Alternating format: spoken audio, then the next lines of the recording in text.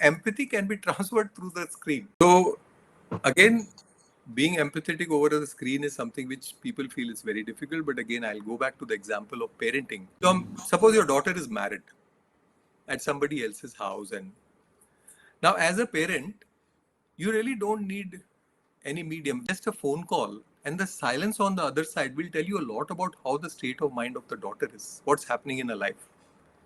So when you are empathetic as a parent to your daughter and you have understood that yes, there is some challenge that she's facing, should we talk? Similarly, with the teams also, when you are in a virtual world, when you are just talking through screens, empathy obviously can be transited. Absolutely done.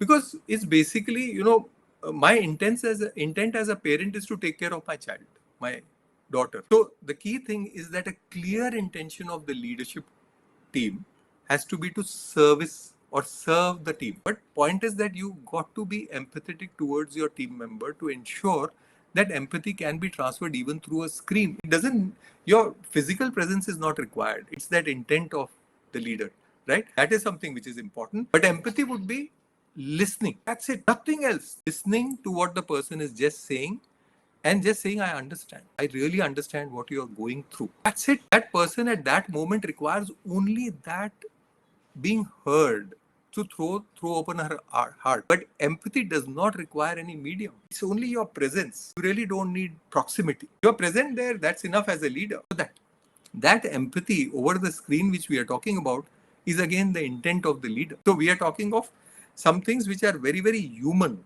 nothing so great about it. In fact, to give you an example, empathy over the screen is something like, you have a curtain drawn and there's a lamp behind that. Now, the lamp is there and it's dark, but the lamp is switched on and the light is coming. You can't see the lamp, but the light is still coming through the curtain. That empathy is that light, which we as leaders got to ensure that we have that intent to do it. It's something which is absolutely a must.